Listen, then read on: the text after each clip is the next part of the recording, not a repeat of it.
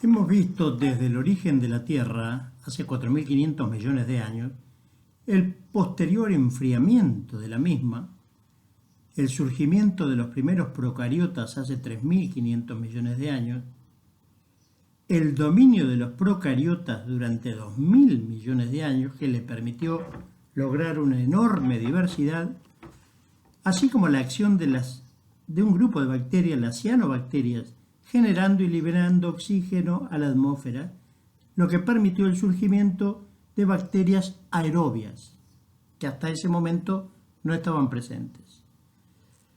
Los primeros eucariotas unicelulares se registraron aproximadamente hace 1.500 millones de años y el surgimiento de estos a partir de los procariotas aerobios se explica por la teoría endosimbiótica. Los casi 1.000 años de existencia de los eucariotas unicelulares junto a los procariotas les permitió también lograr una amplísima diversidad y conquista de nichos de los más variados.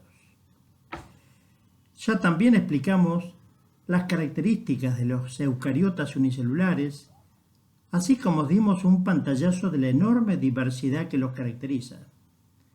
También mencionamos que los términos protista, protozoo, protoctista, están actualmente solamente para el uso coloquial y no tienen valor técnico, ya que desde hace 15 años estos organismos unicelulares han sido incluidos en los 6 supergrupos que ya mencionamos en clases anteriores, junto al resto de los eucariotas pluricelulares.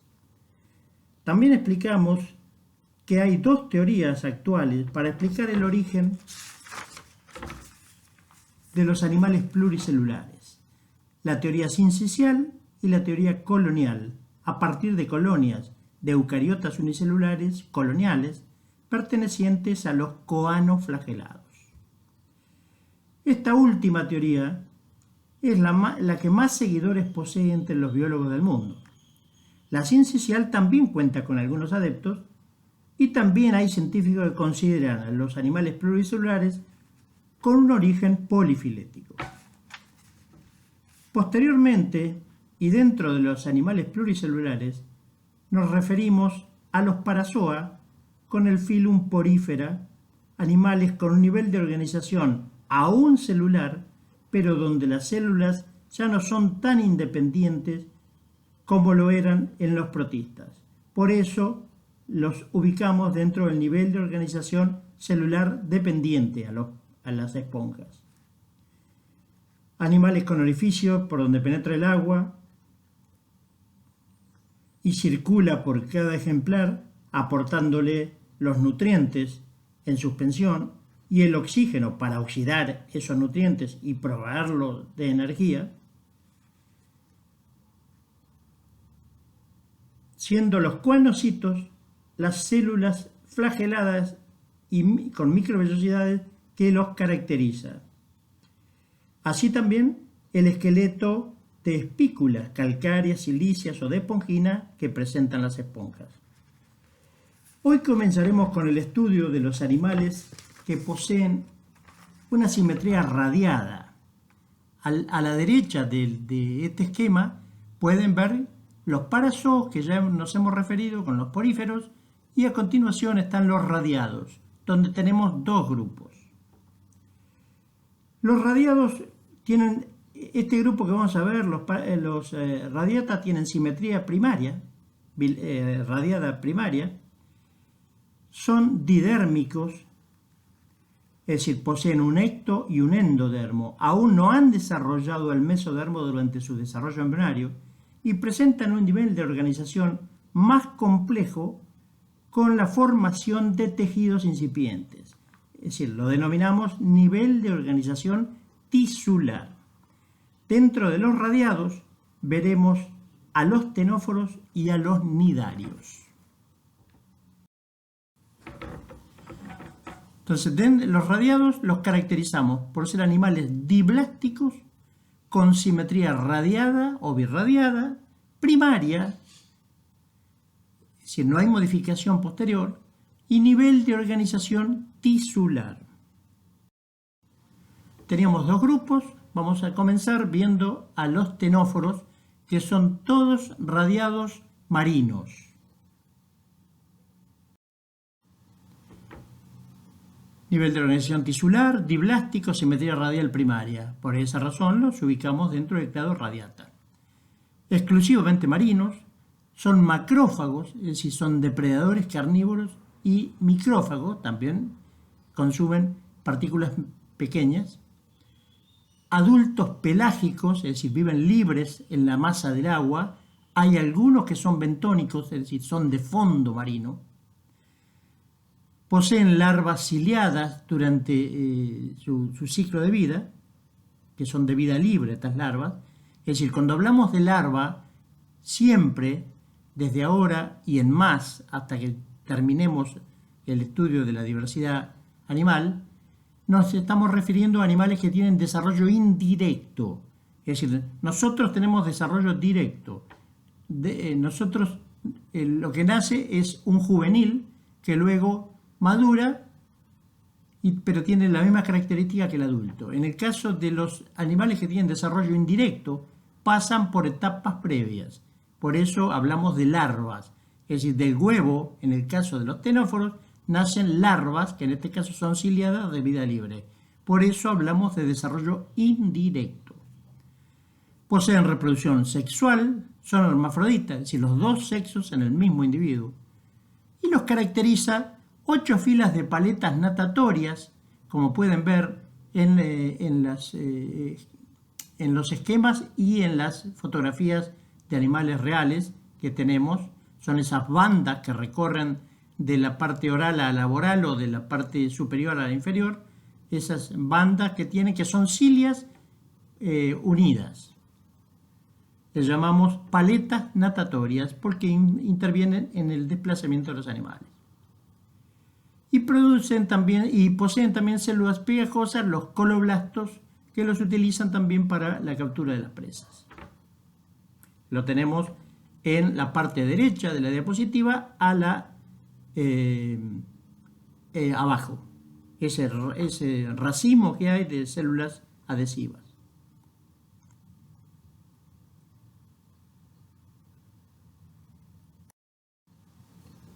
Bueno, aquí tenemos también esquemas de los ctenóforos.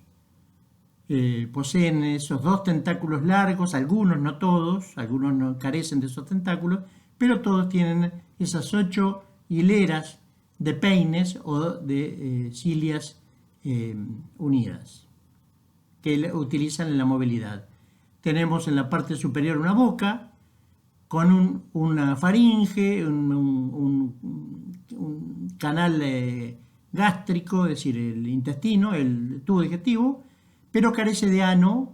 Hay unos poros anales, pero no es un ano, quiere decir que lo que entra por la boca sale también por la boca. En la parte aboral, es decir, en el otro extremo, tenemos los estatocistos, que son órganos de los sentidos dedicados al equilibrio. Es decir, generalmente son como una copa tapizada por células sensoriales que tienen un flagelo, y en el medio suelen tener como unas concreciones, como unas piedritas, concreciones calcáreas, que al moverse, al inclinarse el animal, esas concreciones se mueven, tocan esas terminaciones nerviosas e indican que hay que volver a un equilibrio, a una posición de equilibrio. Ese es un sistema muy sencillo de órgano de los sentidos que se encarga de lograr el equilibrio del animal durante la natación o durante el momento en que está quieto. Son hermafroditas, ya dijimos. También abajo a la izquierda tenemos los coloblastos, es decir, esas células adhesivas, esos racimos de células adhesivas. Después abajo a la derecha se ve perfectamente las bandas de peines y el estatocito en la parte aboral. Bueno, acá tenemos lo mismo.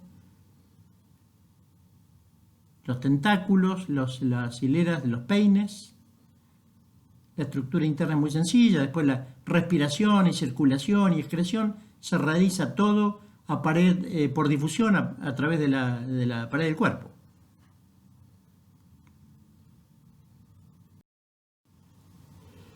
En la parte basal tenemos un tenóforo real, es decir, no es un esquema, es real, se ven la paleta natatoria, es decir, las bandas de peines, y en este caso carece de tentáculos. Dijimos ya que son hermafroditas, con desarrollo indirecto, con formación de una larva ciliada que nada, y hasta que desarrolla en un nuevo individuo. Bueno, acá tenemos algunos esquemas de la diversidad de tenóforos, distintos tenóforos que ustedes pueden observar en el mar.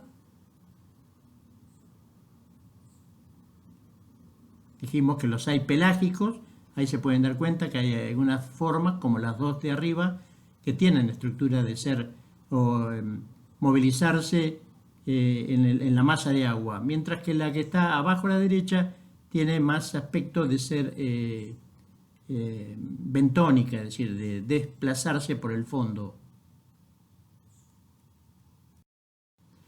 Acá tenemos un hermoso ejemplar de tenóforo, bien colorido, donde están los dos filamentos, los dos tentáculos largos, y se ven las zonas donde están las bandas de peines.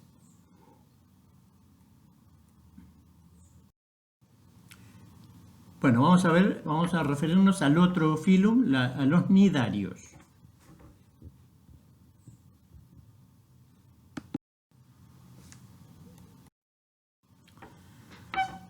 Las características generales de los nidarios son las siguientes: son metazoos, es decir, animales pluricelulares, diblásticos, poseen ecto y endodermo, aún no han desarrollado el mesodermo en su desarrollo embrionario, tienen simetría radial,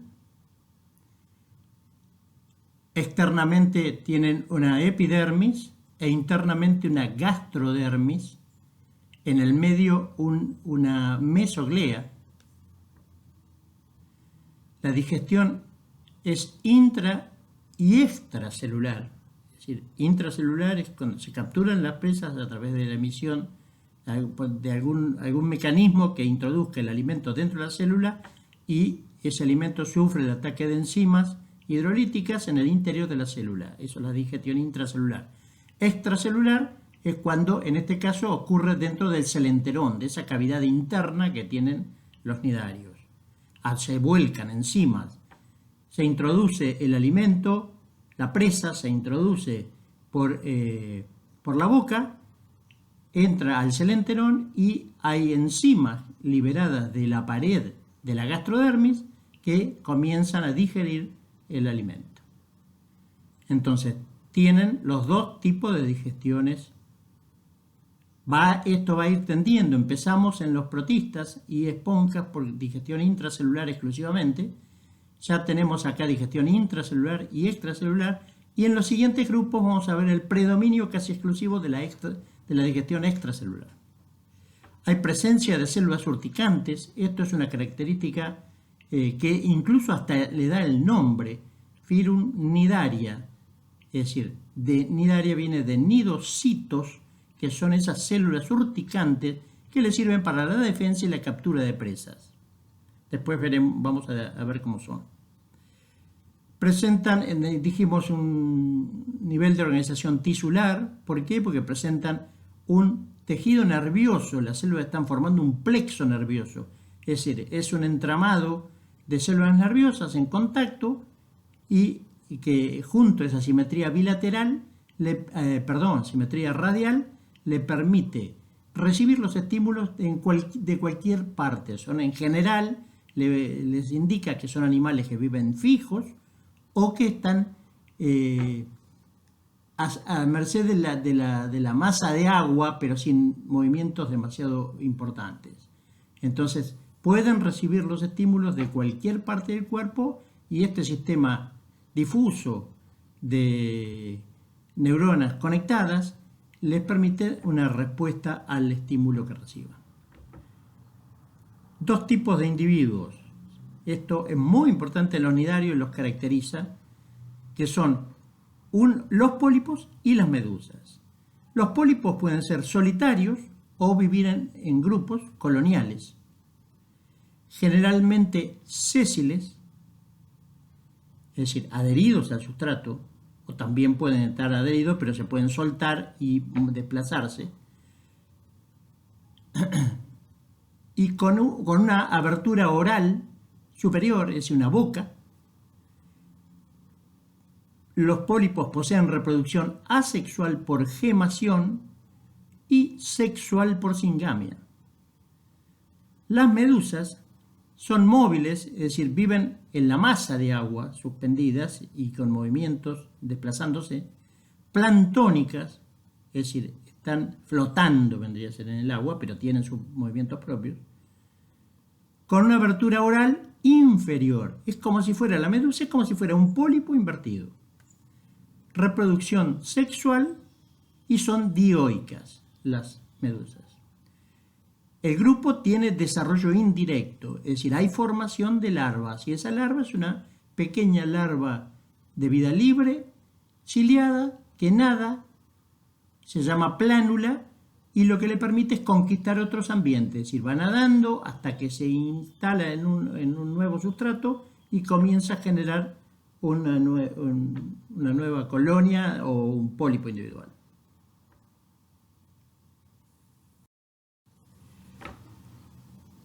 Bueno, ya dijimos que tienen dos formas de cuerpo, acá las tienen representadas a las dos, pólipos y medusas.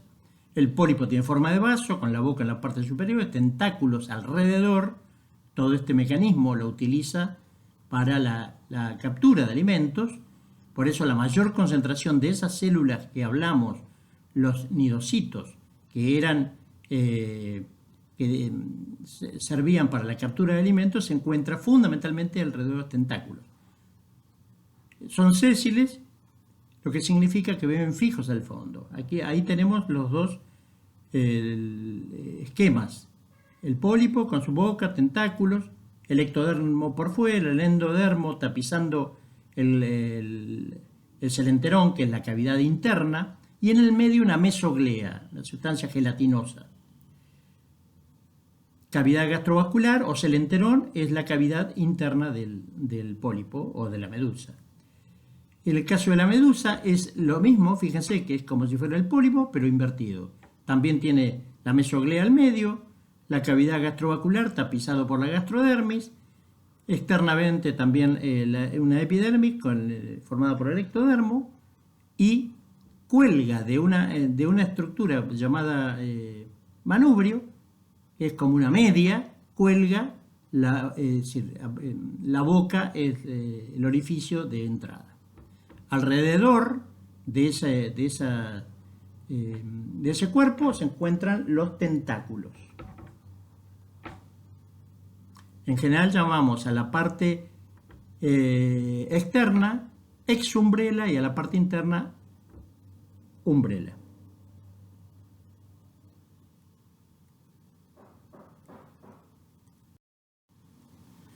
Aquí tenemos la pared, esto es válido para el pólipo como para la medusa, de qué manera se conforma la pared de un nidario. Y tenemos hacia la izquierda es el interior, tenemos la cavidad gastrovascular, luego la parte o el celenterón, también llamado, luego el tejido o el epitelio que tapiza esa cavidad gastrovascular, gastrodermis se denomina, donde tenemos células glandulares, que son las que van a segregar enzimas para la digestión extracelular, células nutritivas, que son las que van a incorporar los nutrientes disueltos, células sensoriales también tienen. Todo esto es en la parte interna, la que tapiza al celenterón, a la cavidad gastrovascular. Las células nutritivas también se suelen denominar nutritivas musculares, porque la parte basal de la célula tiene como unas fibrillas contráctiles. Recordemos que al no tener mesodermo no podemos hablar de músculo verdadero en los nidarios. El músculo es un tejido de origen mesodérmico, por lo tanto, si acá no tenemos mesodermo, no tenemos músculo verdadero. Sí puede haber células que son contráctiles. Bueno, en el medio tenemos la mesoglea y en la capa externa la epidermis con distintos tipos de células también. Células epitelio musculares, también lo mismo que pasamos con la nutritiva, que protegen, y en la parte basal tienen fibrillas contráctiles. Tenemos los nidocitos, que son esas células que nos referíamos que son de defensa, y tenemos células sensoriales para la captura de estímulos externos.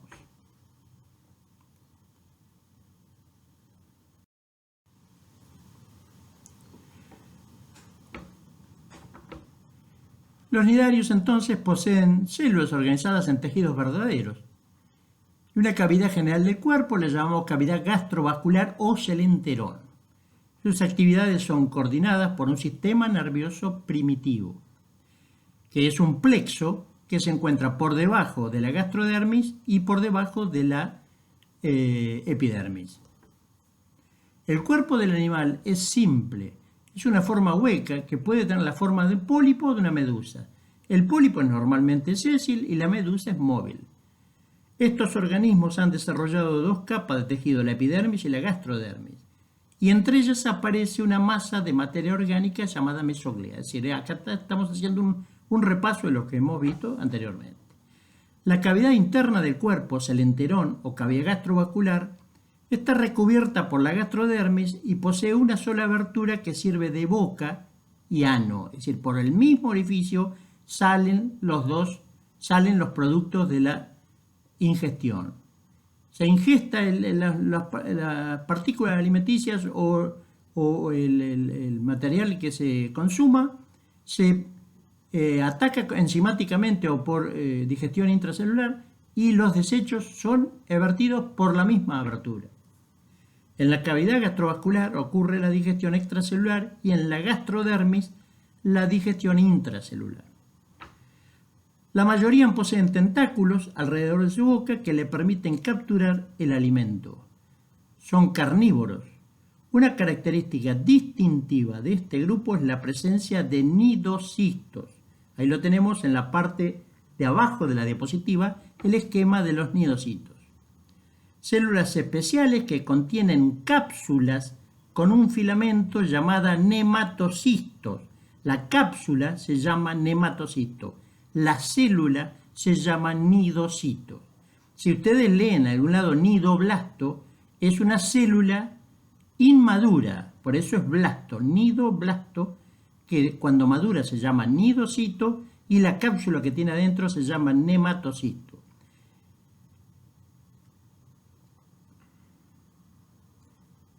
Bueno, esta cápsula es un filamento que está enrollado dentro del nidocisto, se llama nematocisto, y paraliza y enlaza a las presas que van a capturar. Normalmente funciona, tiene una estructura también que se llama nidocilo, que es como un gatillo. Es la que activa todo el proceso. Es decir, cuando es activado ese nidocilo, por cualquier estímulo, por la presencia, por alguna liberación de alguna molécula que libere en el agua una presa, activa el nidocilo, lo excita, este produce un efecto sobre el interior del nidocito que permite el aumento de la permeabilidad, entra o aumenta la presión interna y el nematocito es disparado y anclado y clavado en la presa.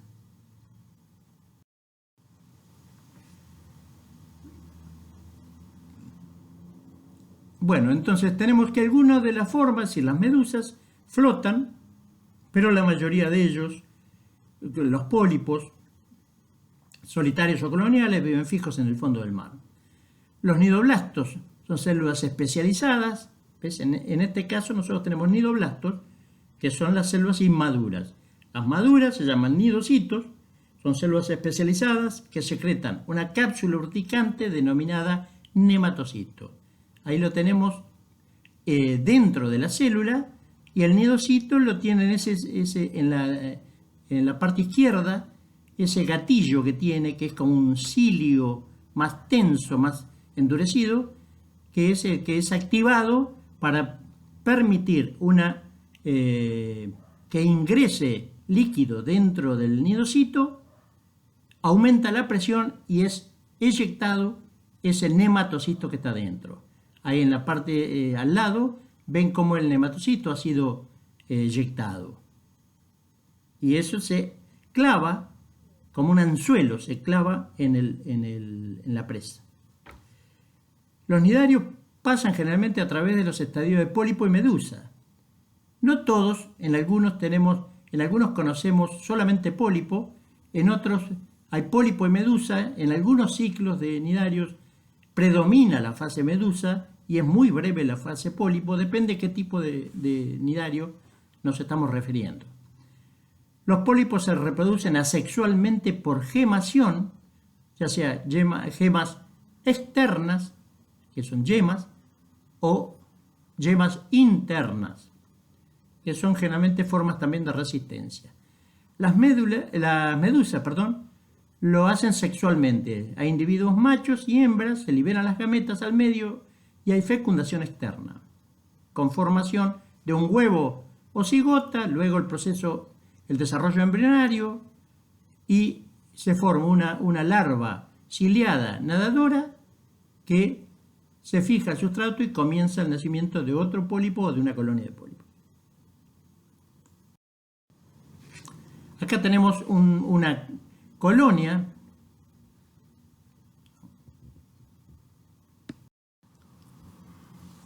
Bueno, como hemos dicho, hay dentro de los pólipos puede haber pólipos solitarios o pólipos coloniales. En este caso, en esta diapositiva, tenemos una colonia de pólipos, incluso con división del trabajo. Hay pólipos como los gonangios, que son los más redonditos, que tienen las yemas de medusas en el medio. Esos son los encargados de formación de medusas, es la parte reproductiva, sexual.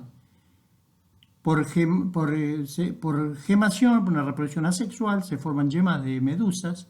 Las medusas salen por el gonoporo y luego maduran, machos y hembras, eliminan las gametas, hay fecundación externa y nuevamente comienza el ciclo.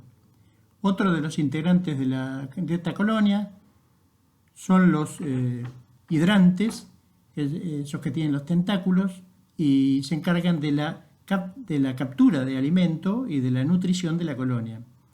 Están todos fijos en el sustrato a través de una estructura tipo, como si fuera una alga, un vegetal. Y bueno, acá ven perfectamente la división del trabajo. Estas colonias pueden tener miles y miles de individuos, ¿sí?, separados en los que se encargan de la alimentación, los que se encargan de la reproducción, y incluso hay colonias donde hay otros que se encargan de la limpieza de la colonia, evitando que se depositen sobre la colonia, que se fijen otro tipo de organismos y que impidan el normal desarrollo de la colonia. Todos presentan una capa externa que secreta la epidermis, que puede ser quitinosa y puede tener también carbonato de calcio, que le da como una estructura de soporte.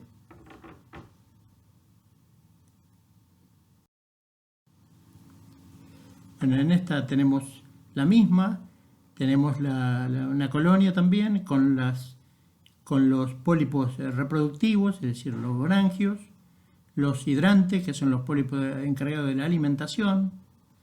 Fíjense que es toda una estructura conectada, es decir, están conectadas por la mesoglea.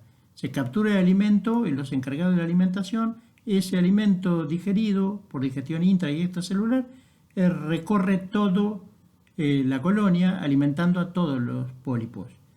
Los encargados de formar medusas son los gonangios y por gemación forman medusas que se liberan. Ahí tenemos la estructura de una medusa con la umbrela, exumbrela, subumbrela, el manubrio, que es como esa estructura que cuelga de la parte interna, donde se abre la boca, y los tentáculos alrededor con los nidocitos. En el caso de los pólipos están también en los tentáculos los nidocitos. No tienen estructura esqueletaria las medusas. Sí pueden tener, hay algunas que tienen una mesoglea, que es la capa intermedia, más endurecida y que le da más rigidez.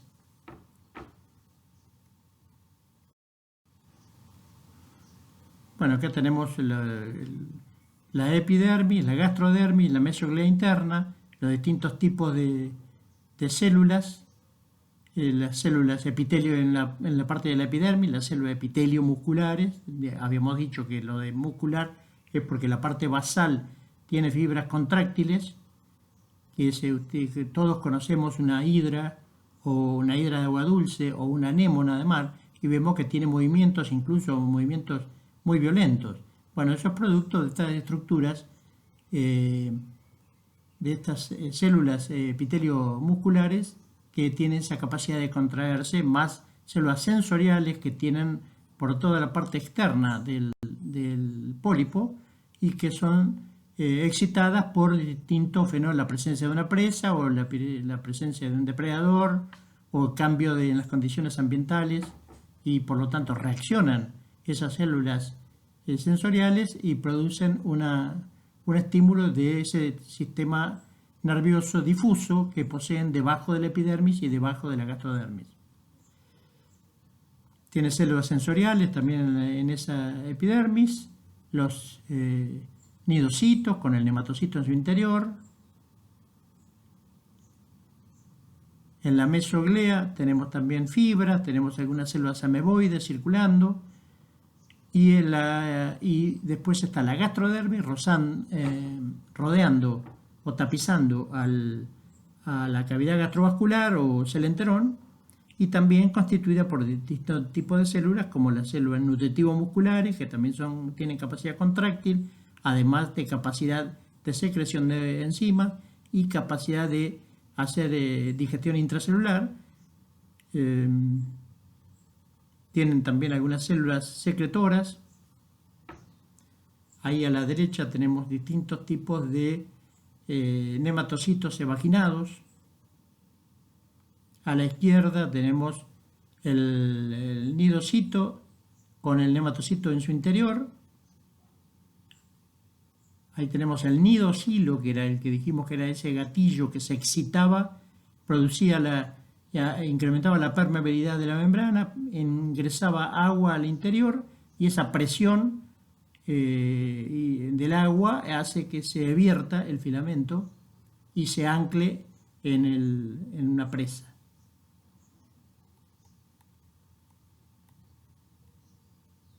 Estos son los nidocilos son los famosos problemas que sufrimos cuando en una playa, por ejemplo Montehermoso, luego de 3 días de viento norte, son invadidas por medusas, por aguas vivas, que le llamamos, y se produce ese tipo de problema.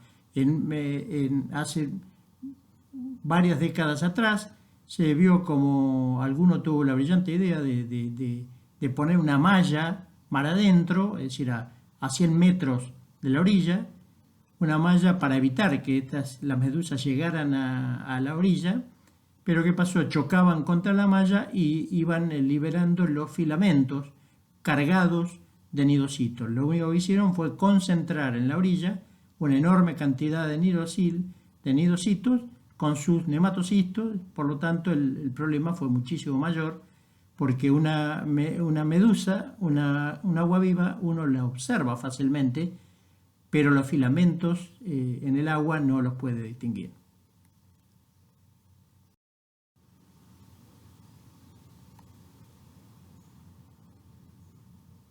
y hay liberación de las gametas al medio, fecundación externa, formación de una larva nadadora, una plánula que se fija en otro sustrato y además luego comienza a crecer y desarrolla en un pólipo solitario o un pólipo colonial, dependiendo la especie que sea, pero a otra distancia, quiere decir que es una manera de desplazamiento que también tiene la especie.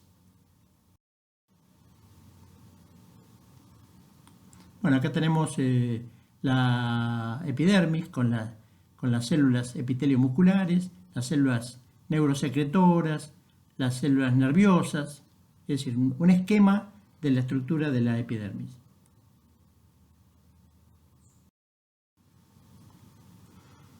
Bueno, nuevamente el ciclo, el pólipo, con reproducción sexual, por gemación, forma medusas maduran, las medusas liberan gametas, esta es la etapa de reproducción sexual, liberan los óvulos y espermatozoides al medio, formación de un huevo, de una cigota, luego comienza el desarrollo embrionario, hay una blástula, se forma la plánula, que es la larva ciliada nadadora, se fija el sustrato y comienza nuevamente a formar o un pólipo o una colonia de pólipos. Bueno, tenemos distintas clases de nidarios. Tenemos 5 clases. Tenemos la clase Anthozoa, donde predominan la única forma que conocemos son la forma pólipo, solitarios o pólipos coloniales, pólipos desnudos o pólipos que secretan un exoesqueleto o un endoesqueleto, quitinoso o de carbonato de calcio. Clase Scyphozoa, predomina la forma medusoide con breve fase polipoide. La clase Hydrozoa, a veces solo en la fase polipoide o conjuntamente con una fase medusoide. La clase Cubozoa, medusas con la campana en forma de cubo y 4 tentáculos pendientes de los vértices de ese cubo. Clases Taurozoa son formas sésiles que viven adheridas al sustrato, rocas y algas y por un tallo aboral. Hasta no hace mucho tiempo estaban incluidas dentro de las Hydrozoa. En mucha bibliografía ustedes la pueden todavía ver ubicadas dentro de Hydrozoa y no están discriminadas. Clase Hydrozoa. Son pólipos solitarios o coloniales y medusas.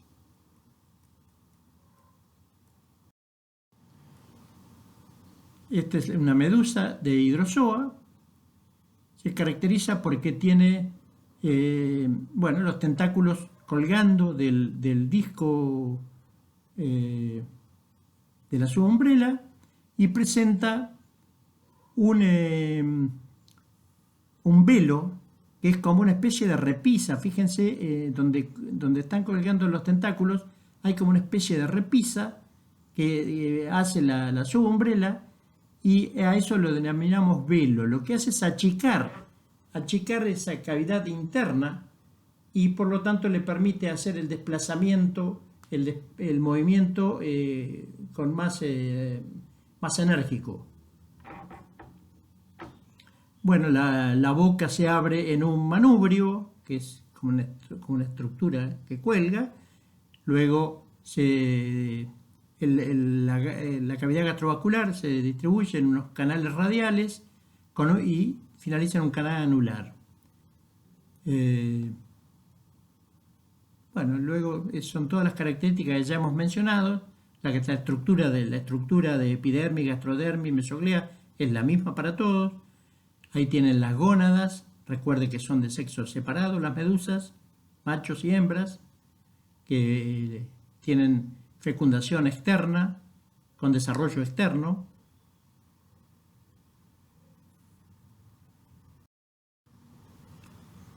Acá tenemos también las medusas de Hydrozoa. El número de tentáculos es variable, siempre están caracterizadas las Hydrozoa por la presencia de un velo.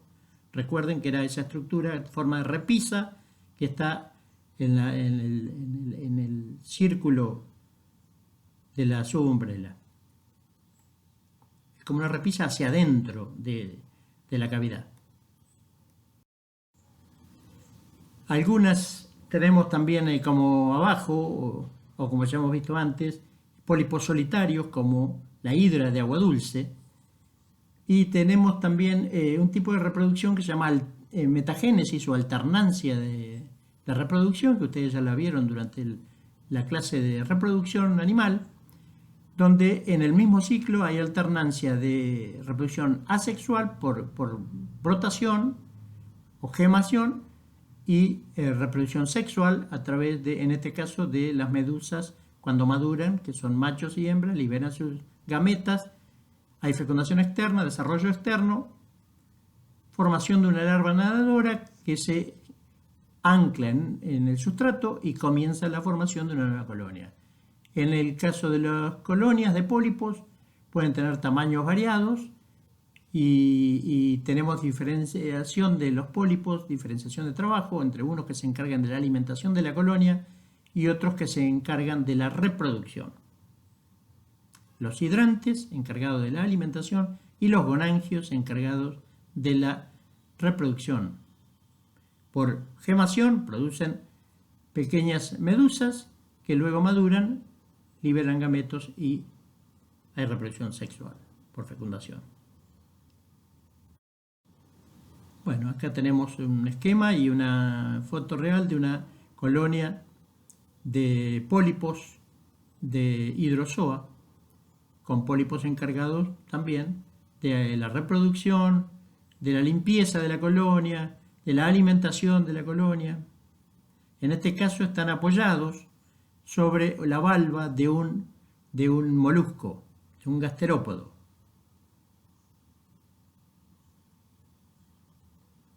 No, perdón, de un crustáceo.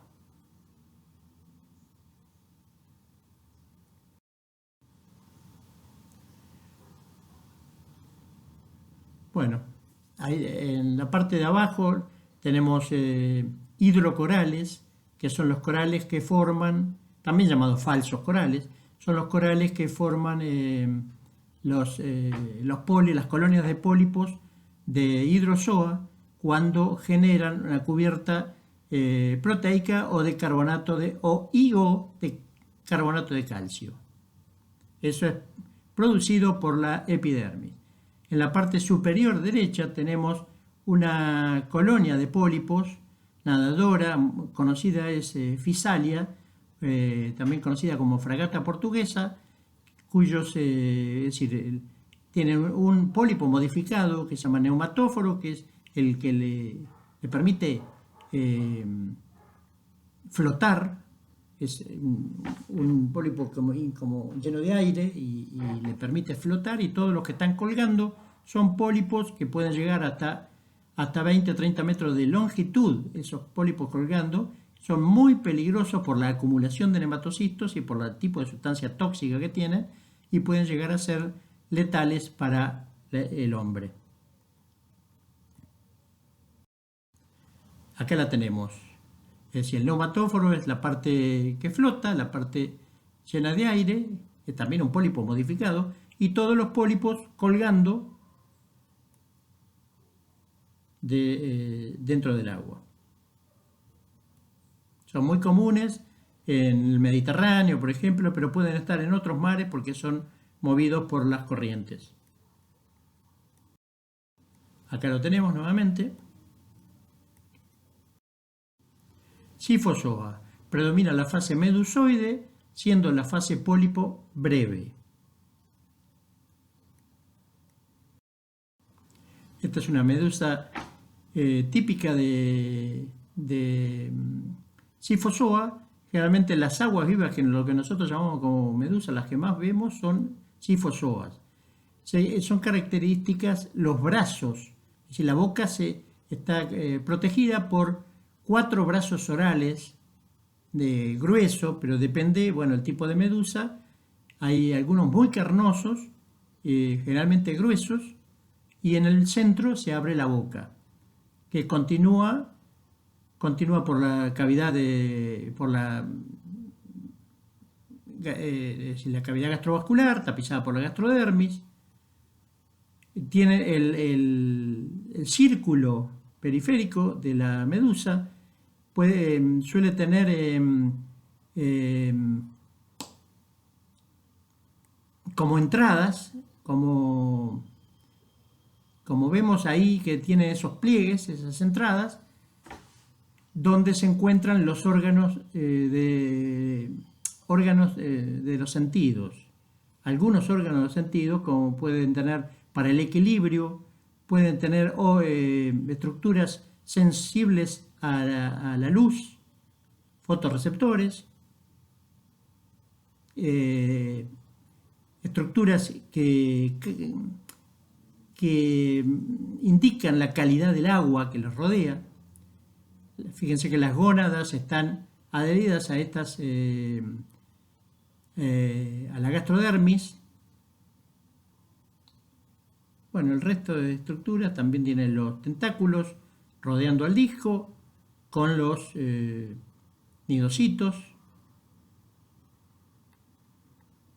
Son medusas más grandes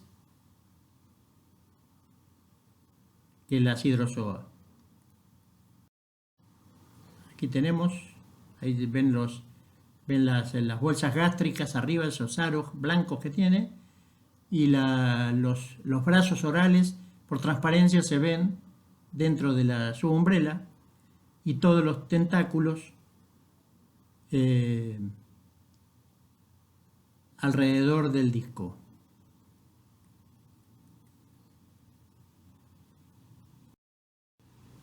Bueno, acá tenemos el ciclo de una Scyphozoa, donde tenemos una etapa de las medusas, liberan óvulos y espermatozoides, hay fecundación externa, desarrollo externo, formación de la larva plánula que se fija en el sustrato, la larva, y comienza un proceso de fragmentación que dan ese cifistoma, el estróbilo joven, esos estróbilos, esas éfiras, una dentro de otra, que son las pequeñas medusas.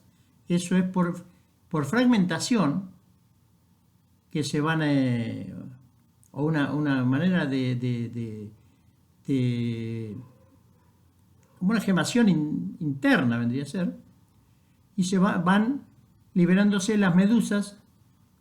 Es la fase de reproducción asexual, mientras que las medusas realizan la etapa de reproducción sexual.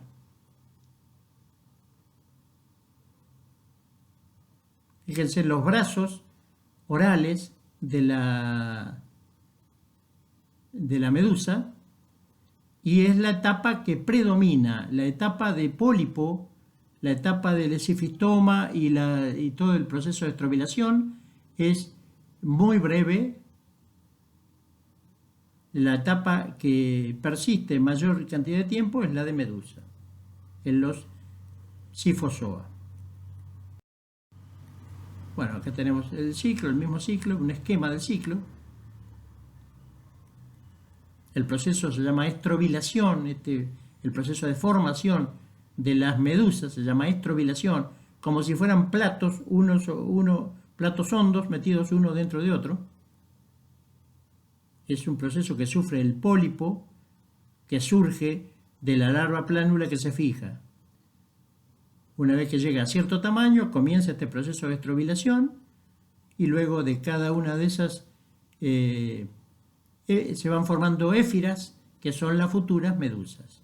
Machos y hembras maduran, liberan los gametos, fecundación externa, desarrollo externo, y nuevamente llegamos a la plánula y a la formación de los pólipos.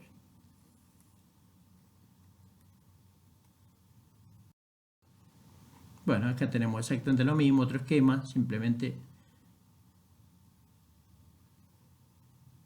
están los brazos orales bien característicos, las bolsas gástricas en la parte de se ve por transparencia en la medusa, es un esquema, pero se ve bien. el esifistoma, que es el pólipo que se fija. Comienza todo este proceso de estrobilación con formación de las éfiras que luego maduran en medusas. Son todas marinas este grupo. Ahí tenemos en esas entradas, esas que se llaman ropalios, ahí es donde se ubican los varios tipos de órganos de los sentidos, es decir, sensibles al equilibrio, sensibles a la luminosidad, sensibles a la calidad de agua. En general hay varias estructuras sensoriales en esos espacios.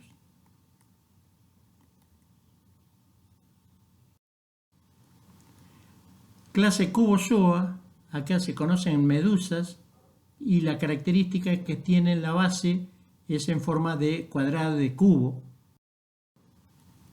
y en cada uno de los vértices surge un tentáculo con un engrosamiento en la parte basal. Luego tiene las mismas características que cualquier otra medusa.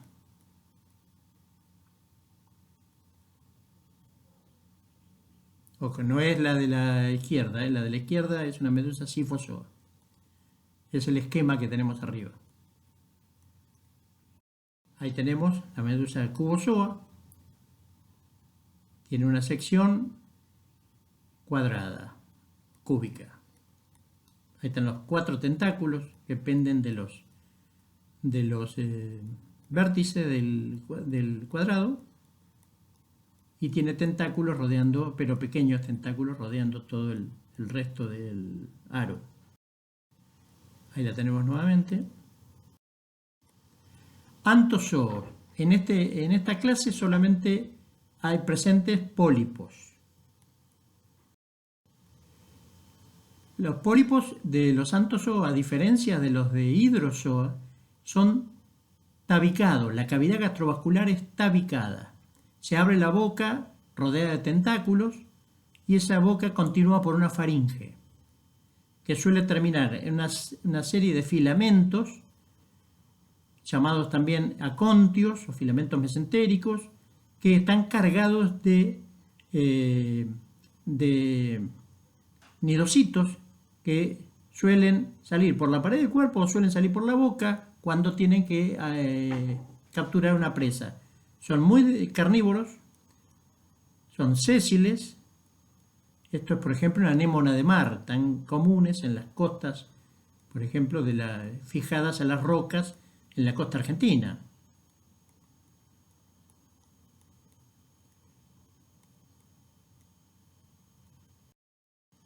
Bueno, acá tenemos exactamente lo mismo. La columna, la parte anterior del disco oral, disco bucal. La columna le llamamos a todo el cuerpo, y un disco basal que es por donde se fija, donde hay glándulas que adhieren al animal.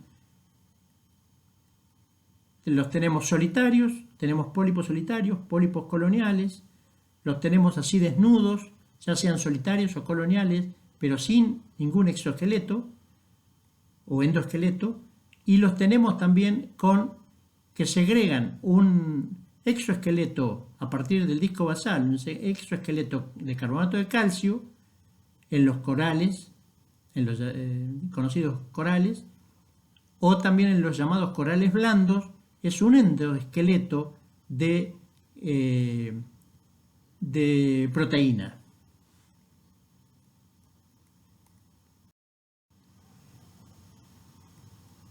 Bueno, acá tenemos Recuerden, la cavidad gastrovascular está septada, es decir, tiene tabiques completos que van desde la pared del cuerpo hasta la faringe. Hay tabiques secundarios que no llegan hasta la faringe y tabiques terciarios que son más cortos aún. Está toda tabicada la cavidad gastrovascular. Ahí tenemos un pólipo de anthozoa, una anémona, bien colorida. donde se ve perfectamente la parte oral y la columna. Y el disco basal también, adherida sobre el sustrato.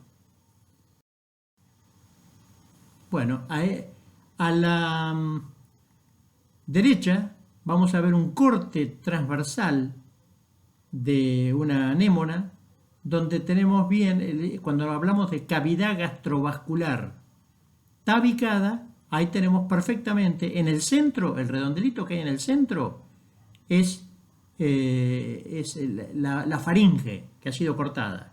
Y el resto es la cavidad gastrovascular. Tenemos los septos completos que van de la pared del cuerpo hasta la faringe. Hay septos secundarios y terciarios, distinta longitud, pero que ya los secundarios y terciarios no llegan hasta la faringe. Recuerden que la faringe es una estructura que llega hasta la mitad del cuerpo. Luego, si ustedes hacen el corte transversal más abajo de la mitad del cuerpo, no van a encontrar esa estructura media.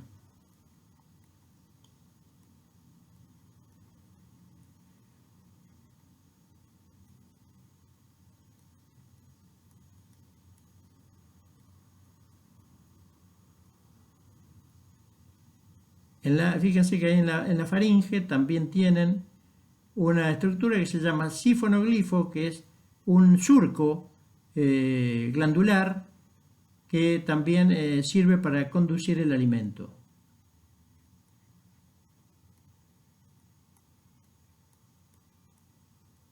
Hacia el interior de la cavidad gastrovascular. Bueno, ahí tenemos una anémona que se desplaza. Las anémonas también se desplazan cuando ven un peligro, en este caso una estrella de mar que quiso atacar a la anémona, y desprende el pie del sustrato y pega una especie de contracción violenta y se desplaza unos metros. En el caso de la anémona es desnuda, es decir, no tenemos ningún tipo de exoesqueleto ni endoesqueleto. Pero los corales solitarios o coloniales sí forman a través de la zona del pie y parte de la columna, comienza la epidermis a segregar un exoesqueleto de carbonato de calcio. Incluso ese exoesqueleto también acompaña a los tabiques internos de la cavidad gastrovascular, pero fíjense que la parte viva, es decir, el pólipo, se encuentra por encima de ese exoesqueleto de carbonato de calcio. Ahora, cuando muere, ustedes van a ver una disposición circular con tabiques, y eso es donde vivía un pólipo. Acá tienen un pólipo colonial, antozoo, con cada uno de ellos es la parte viva, y estos cuando mueren van a quedar todos esas rueditas, esos circulitos con los tabiques marcados también de carbonato de calcio. Y ahí es donde vivían estos mismos individuos que en este momento están abiertos, con todos los tentáculos y la cavidad oral al medio abierta. Acá tenemos otro, fíjense, lleno de coralitos.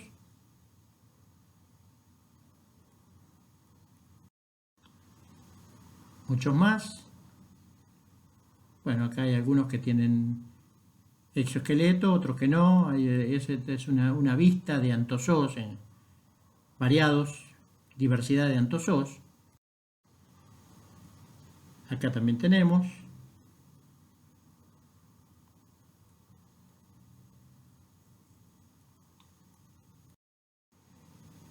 Los llamados corales blandos, como por ejemplo los que tenemos arriba a la izquierda, en un esquema, esta es la estructura que tienen, es decir, el esqueleto es interno, es decir, es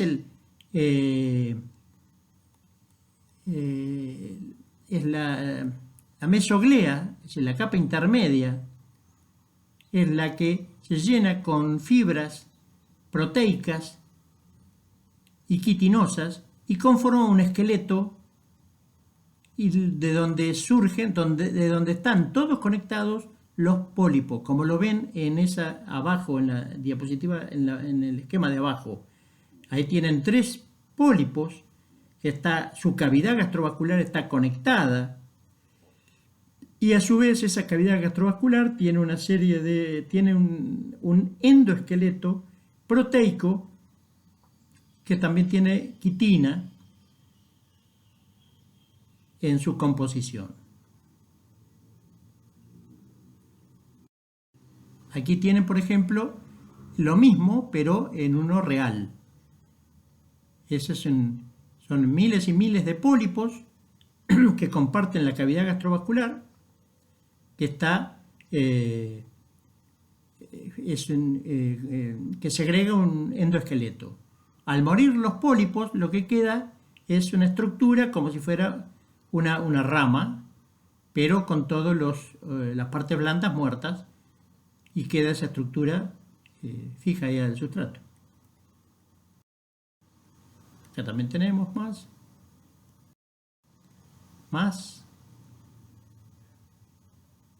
Esas son colonias de pólipos, todos en cada una de esas ramitas tienen cientos de pólipos.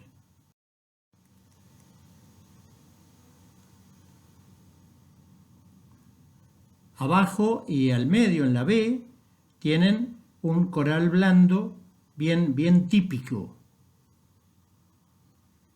Esos son los que tienen el endoesqueleto. Entonces, dentro del antozoo, en los pólipos coloniales, que tenemos los corales pétreos, los que tienen ese exoesqueleto de carbonato de calcio, que secretaban los pólipos a partir del pie, y los corales blandos, que es en la capa intermedia, en la mesoglea, se comienza a secretar una proteína que se esclerotiza, se endurece, y está toda la cavidad gastrovascular de todos los pólipos de la colonia conectados, pero con ese endoesqueleto que le da esa rigidez.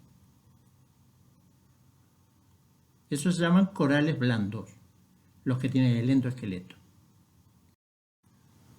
Bueno, acá tenemos una foto de un arrecife de coral. En la de abajo es un atolón, es decir, donde en el medio hay una laguna, y todo el borde es todo el arrecife, y arriba tenemos una barrera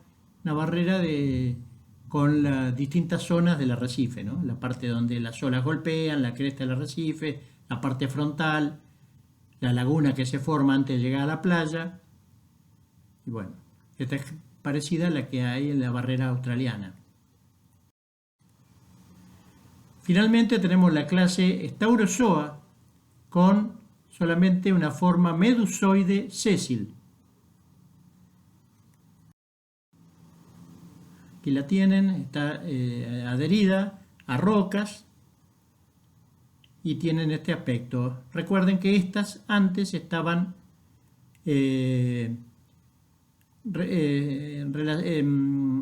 ubicadas dentro de los hidrozoa.